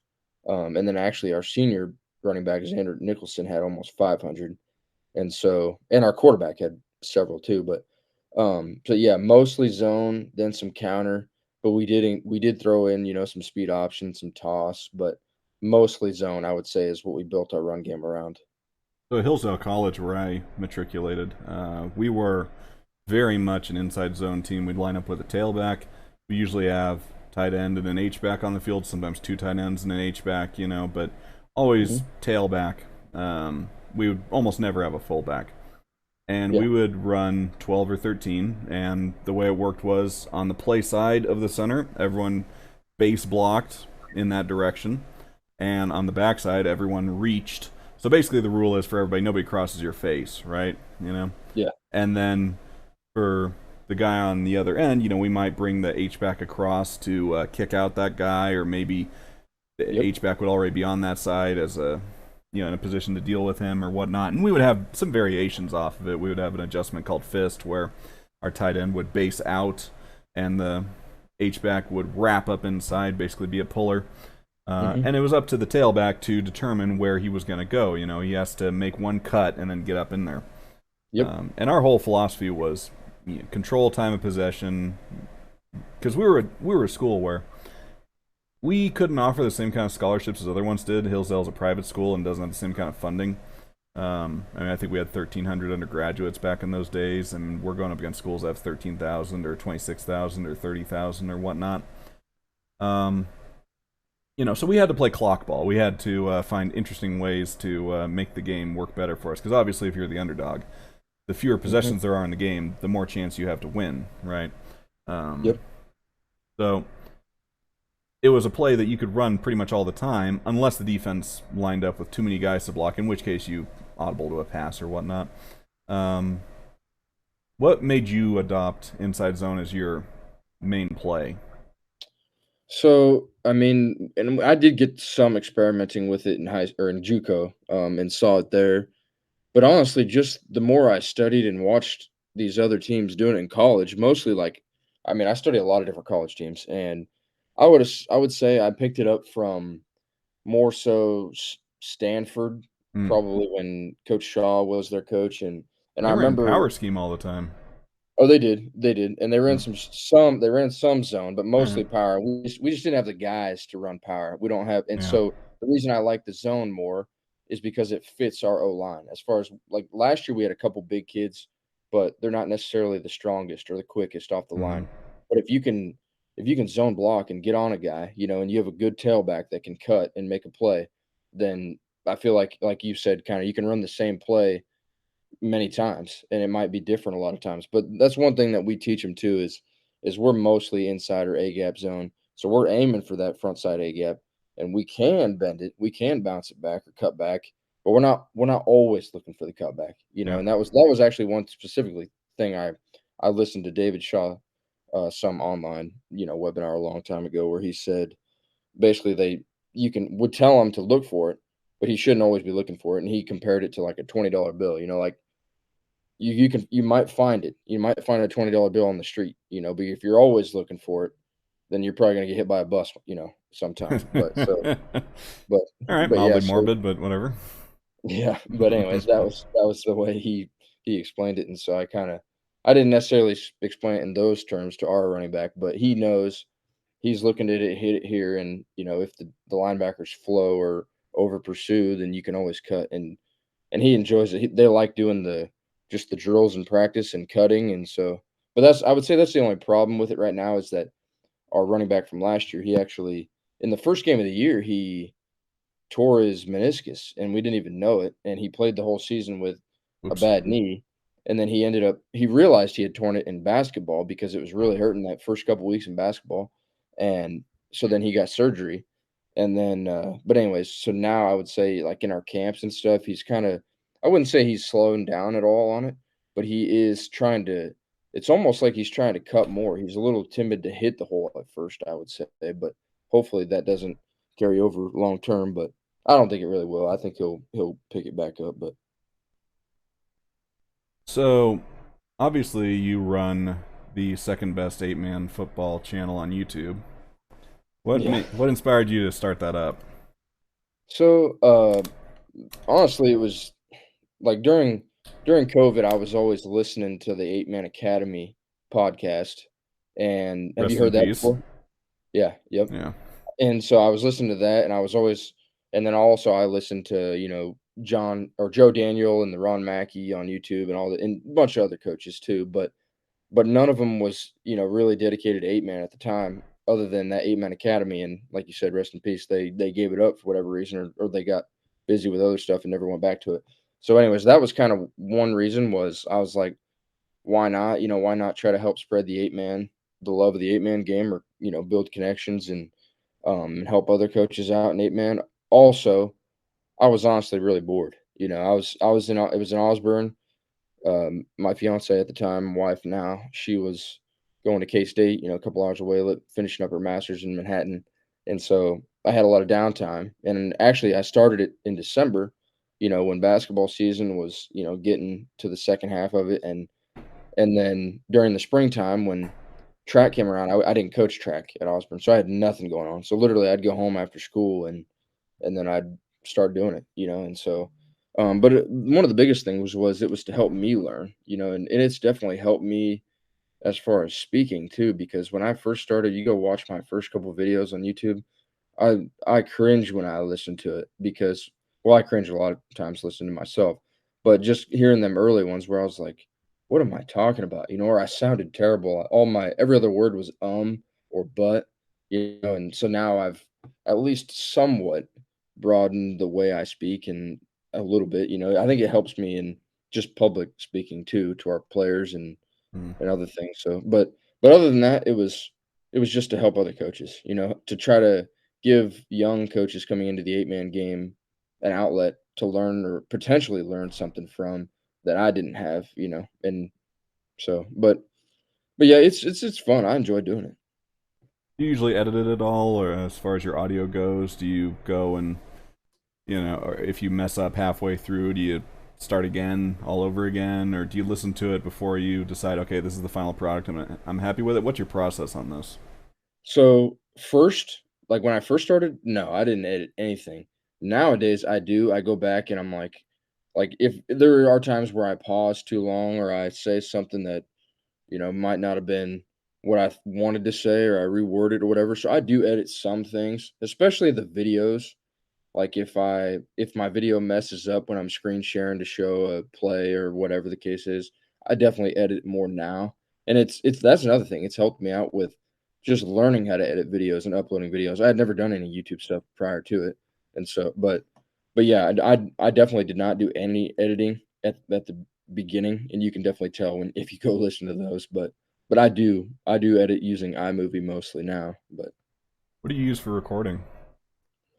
so I was always using Zoom, and now I probably won't because since COVID they had after the 40 minutes is free 40 minutes is up. It's you got to pay for the premium to go longer than 40 minutes with any more than one person Zoom. And then so I tried this, what you're doing here, the Google Meet, and I like this better. Hmm. But yeah, with Zoom now, if you go 40 minutes, you used to be able to start up another one right there and go again. But now Zoom caught on, I guess, and they Like put a Huddle, 10, figuring out that we were hiding all of our film and game footage. yeah. So they put a $10 fee, to if you have to or no, a 10-minute wait. So if you do a Zoom meeting, you got to wait 10 minutes or you got to pay the premium. So And so Zoom I'm has like, a feature that allows you to record the call. they do, yep. I So you didn't can know that. record the audio, you can record the video, and Hmm. if I do individual videos of, like, just me talking about a football concept or an 11-man team, breaking it down at 8-man or something, that's what I use is Zoom, Huh. but I definitely messed with Google Meet, and there's another one that I tried using, I forget what it was, but it wasn't very successful, so mostly Google Meet and Zoom is what I've been using. Is Yeah, this fair all enough. you use? Google Well, I Meet? use Google Meets to talk. It has the benefit. So I may be interviewing Coach McLean at some point. I may be Mhm. interviewing Coach Tiernan, and both of those guys are technologically backward. So Google Oh, Meet yeah. has the advantage that you can use a phone number and Oh, yeah. then enter in a code, and you're good to go. Because Tiernan would, I think Tiernan would work it out just fine. Coach Mack, I don't think so. I just don't think so. Anything Yeah. computer related with him, I mean, I've only met Yeah. two people in my life who are worse with computers than he is. So, and I think it's mostly because he doesn't bother trying to engage with them. But Yeah. now, what I use to record those, I have a program called Streamlabs OBS, open broadcast software, which is free. I use it for Hmm. streaming on Twitch, or I used to. I haven't streamed on Twitch in a while, but it's pretty good. It captures my voice and it can capture the screen. Although for this stuff, I just have a black screen up. I don't plan to put anything in there. Maybe once in a while, maybe in the future. Maybe I should just randomly have some text appear saying something amusing. So it's a people who are listening to it, they'll miss it. But those diehard fans who are watching a black screen for 48 minutes will get some joke and they'll say, Yeah. "Ah, it was worth it. I'm so glad I wasted this Yep. much time." Probably Yep. not though. That'd be a little And much. and that's the thing that I've been messing around with too a little bit too is trying to put stuff in and not necessarily like that, but I was like, if anybody is really watching my entire interview process on here, it's and most of them really aren't that long, anywhere Mm. from 25 to 45 minutes or so, but I have the same thing. It's literally one screen that whole time, so I'm the same as you, but you'd be more advanced than me if you put some little messages in there for sure, but It's just something I do in video editing over the years. But where do you see the channel going in the future? I mean, I don't imagine you have any plans to stop, even though you are married nowadays and I'm sure working on some children. But, you know. yeah, so, I mean, honestly, I mean, I would've if you would've told me that I would ever even have as many a following that I do, I would've said, "You're crazy," you know what I mean? But I like doing it, and if it's helping people, then I'll just continue doing it. Like I said, I do enjoy doing it, and sometimes I even reteach myself different things, like, or I learn or relearn and understand things in different ways just by talking out loud about it, Hmm. and so I do enjoy doing that, but I would say I'll keep going. I definitely am gonna slow down here, in the future, especially like you said. I am married now and probably and planning kids here in the near future. So, but I would say like right now I'm going like one video a week as far as a new video that I've created. And that's kind of a slow process. It's really not that bad. Like during last season, I was able to keep it going. I've done one new video every Tuesday for basically so I started it in December of 21.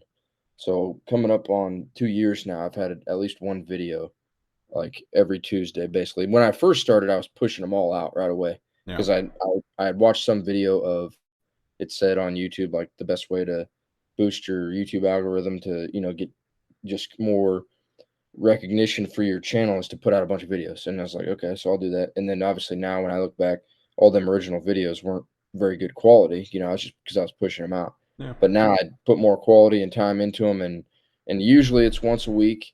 But like I said, during the season last year, I was able to just talk about a random football topic for 5 to 10 minutes and turn it into a podcast topic and upload it. And so that's probably what I'll try to continue doing during the season. But I might pull back and, take a week or 2 off because you have obviously way, way more videos than me because you put out all the films, which I love watching those. Every day I see a new one on there Oh yeah. that I'm like, "Okay, I gotta dig in and watch."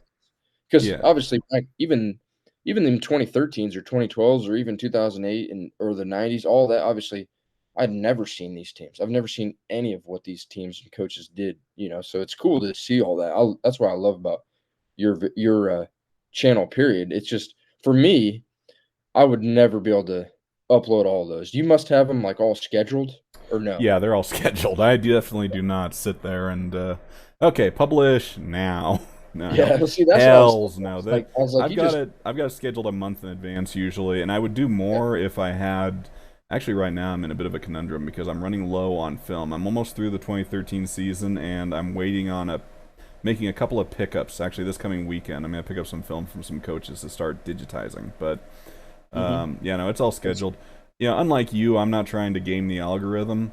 When YouTube deleted my first ever channel, I basically got pissed at them, and my goal now is to take up as much space on their servers as possible by uploading the maximum number of games and cost them money, because screw them, nice, yeah. So See, it's well, vengeance. at first, that was my goal was I was like, "Well, maybe I can make a niche here in the Mm. eight-man football community on YouTube and build a following, and maybe if I get to 1,000 or whatever the limit 2,000 is to finally, makes a little I wouldn't make anything on You'd make 2,000 very little. I subscribers. think 1,000 subs, and then it's 4,000 hours of watch time or so many views. is what you Yeah. need to monetize.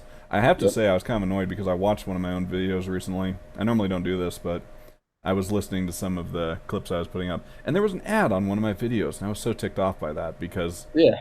I, if I could make it so there were never any ads on my video, I don't care if I lost money on it, I would do that because when I'm watching a football game or anything for that matter, I hate seeing ads. Yeah. Yeah. I mean, it's one thing maybe if you see one ad at the start of a 30-minute video, you're watching the game, but you don't want to have that game interrupted Yeah. for ad purposes. But it is what it is. It doesn't Yeah. And really that's, surprise me though that your channel is increased in subscribers so much because, as you point out, there's kind of a void that you're filling. There's not a lot out there like you in recent years, anyways. I mean, there are older videos about yeah. eight-man football or taking concepts from 11-man and putting them into eight. Um, but you're definitely a fresh face on the scene, and in an arena that's fairly stagnant. So it doesn't really surprise me that your sub count has gone up pretty substantially and fairly steadily. So Yeah, yeah, and no. and like I said, that wasn't the I mean, or that was the original goal. I was like, in the back of my mind, I was like, okay, I can fill a niche here. I can put out a Mhm. lot of videos and hopefully learn something and help others. But and I was like, okay, if I do get to that 1,000 or 2,000, whatever the limit is to be monetized, and I was like, okay, maybe I could even make some money off. But then obviously I realized I'm It's not going to eight-man make any football. money. There's a ceiling. Yeah, exactly. So I was and then, like I said, the best thing about it for me though so far has been what you're doing right here, like the connection with other coaches. To Mhm. hear the stories and interact with other coaches that I've honestly, some of them I've never talked to in my life. And I've just reached out to them like, hey, would you be interested in talking about your offense or what you do as far as coaching an 8-man and your experiences and basically every single one has told me yes. And there's been a few that have said, Coach, I don't think I'm worthy to be on there. Like, no, like, sorry, I don't think I'm worthy. And Dang, I'm you're like, prestigious. You're well, that's legendary eight-man well, that's what I'm interviewer. saying. I'm like, no, everybody deserves to tell a story. Everybody's story is different. You can learn something from everybody. So that's what I always say too, because I 100% believe that. I love hearing all these different things from all these different coaches, and it's like I said, it's the connections is better than anything. But if people are learning from me a little bit, then that's even better too. That's awesome. So that is the goal. And like I said, I do enjoy doing it, so I'll continue doing it. But it is going to be more of a time consuming process, especially like you pointed out. We got married in May, and it's been kind of crazy since because I went that the day after we flew down, we went for our honeymoon, and then the day I got back at we got back at like 1 in the morning, and then I got up at 7 in the morning to go pick up our boys and go to Beloit for the All-Star game. So it was a I jumped right into summer and then was busy this whole time. But yeah, so I will continue doing it for I don't know the foreseeable future, but it'll probably dial back a little bit trying to start a family and everything. As you build up the program at Stafford, what do you want the Stafford Trojans to be known for? So I mean, this might be I don't know how to say it. This might be a normal answer, I guess. I mean, I would say the biggest thing I want to be known for is our kids to be good kids, good sportsmen and people that they say, hey, man, these guys are talented. They execute. They're really good football players, but they're better people, and that's kind of our motto. I think I talked about this to another guy, but my overall philosophy, I stole this from Joe Daniel football and from Ron Mackey football, having an acronym that obviously is a double meaning and means a lot more into your program. And so I created my own. And originally it was based off of, like trying to be an aggressive run game. So it's plow or PLOW. And so I was like, all right, we're gonna plow over the competition. We're gonna run through everybody. As far as O line goes, we're gonna again same thing, plow through everybody. But it means prepare, love, overcome, win, and that's how I model my weekly practice. So for me as a coach on Saturday, Sunday is preparation, and Monday is that preparation day one of the week. And so we go through our scouting report and all that stuff, and walk through practice and watch film, and then L is love, or Tuesday and Wednesday. And I always tell our guys, when I say love, it doesn't mean that you have to give your best friend or your teammates a hug or tell them you love them. You don't have to do that. What I mean is you got to treat others the way you want to be treated, and love everybody, love the game too. And then like we know in Kansas, Tuesday, Wednesday, during the middle of the week or even just this August heat or right now, it's hot as crap out there. So you got to love the game. You got to love what you're doing, because conditions aren't always going to be perfect the way you want them. And then you got to overcome any injuries or sickness or again the heat. And then Fridays is the last day of the PLW, which is win. And that's our goal. It's the ultimate goal. We want to win, and we expect and believe that we can win. But it's the last thing. That's why it's the last one. It's the least important. It doesn't. In the end, it doesn't really matter. We're not going to be known. Well, we might be known for winning and losing, but we're more so going to be known for how we act, and that's where it goes back to the love portion, which was our motto last year. Was actually family or forget about me, I love you. And we put it on the front of our helmets, and so again, we want to just be good kids. I mean, we played. I wouldn't say we played anybody dirty last year, but there was a couple times that there was some extracurriculars against some teams, and we had to eliminate it as fast as much as we could, and next play, if they're going to do it to us, you don't do it back. So I would say I just want our kids to be good kids because at the end of the day, one team's going to win the state championship, and last year obviously it wasn't us, but we did everything we could in the regular season. But anyways, I'm rambling on. That's what I always do. I That's talk way too no much, problem. but That's what editing's for. yeah. The magic of editing. Could I trouble you maybe for an amusing story from your playing days or your coaching days in this interview? Sure. Like you want me to tell something, Ah, just anything. anything specific? Anything that comes to mind. All right, let's see here. Okay, so well, this one might not necessarily be as amusing, but I'll tell a quick story about so my sophomore year. Well, actually, my freshman year. We'll end with the freshman year first. So my freshman year, I literally got to play in JV only, and varsity. I played in one game that was against. Well, I take that back. Played in two games, but Burn, I actually had a touchdown in that game because it was very end of the game, very end of the first half. But anyways, long story short, going into my sophomore year, I don't think Tiernan thought highly of me or expected much out of me. I was a little, 5'5", 5'6", 120-pound kid probably going into my sophomore year. When I actually put on like 20, 25 pounds going into that year.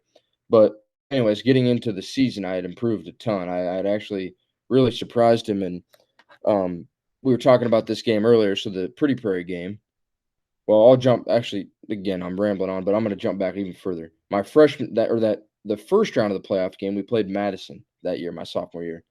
And I basically Ryan Herder on the second possession of the game where we had the ball, we're up 6-0.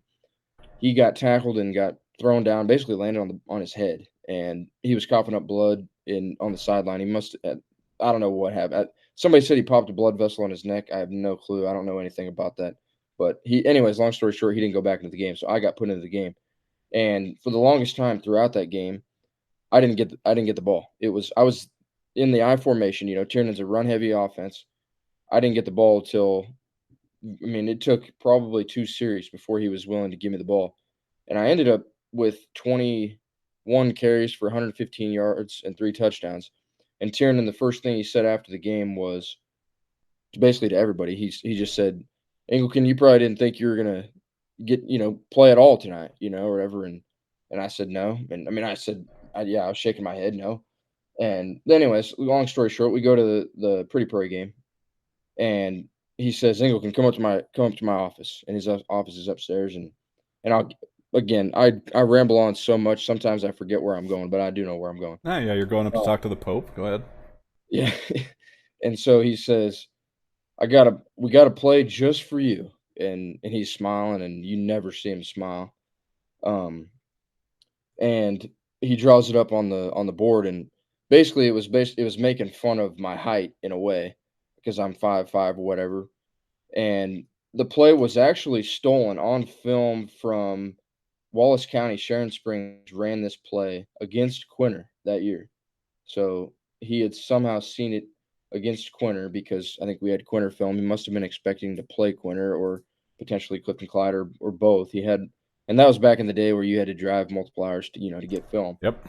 But anyways, So we created this new formation. It was a tight trips formation, and I became the inside slot. So let's say it's trips right. I became the slot receiver, and we ran a very tight bunch. So I'm literally almost like a wing, because I'm close to I'm that far into the backfield.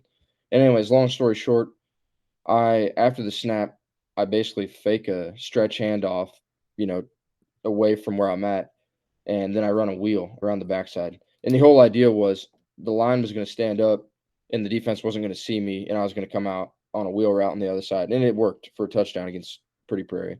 But going back to the amusing part of it was just seeing Coach Tiernan smile and joke around about an offensive play where he actually called me up to talk about it. And I was for me at that time I was like, I don't know, it was crazy because I looked up to him and obviously thought he was a great coach and a fatherly figure, and hadn't seen him smile much. He's so intense, like I said, at practices and stuff, and in the weight room as well. But Like it Tony was that Soprano was all. calling up one of the young muscle and saying, "Hey kid, we got an important job for you tonight. You're gonna Yeah, take out, you're gonna yeah, go out and deliver the shipment or whatever. So yeah. And it was yeah, funny because in practice we ran it probably 2 or 3 times, and the defense even knew it was coming. But even then, if they're in zone or man coverage, which most of the time we were in man back then, so even then they couldn't find me. Sometimes I actually like with the way our pass protection was, if our guard went straight out to the DN and the DN was wide, sometimes I'd have to cut up through the A gap, through the guard mm. in the center, and they still couldn't find me. So in practice, it worked all the time, and then it worked in the Pretty Prairie game. But obviously, it didn't work in the Quinter game because they had seen it when they played Sharon Springs, and they had seen it when we played Pretty Prairie from the semis before. I mean, there's a ton of great Coach Tiernan stories that are probably a little rated differently as far as like some of the things he said, but that I could tell off the air for sure. But Yeah, um, that's okay. Maybe we save those for another episode someday. yeah, Yeah, that'd be probably fun. not, but there'll probably be another episode though. Yeah. All right, well, I'm gonna end the recording here and call it good.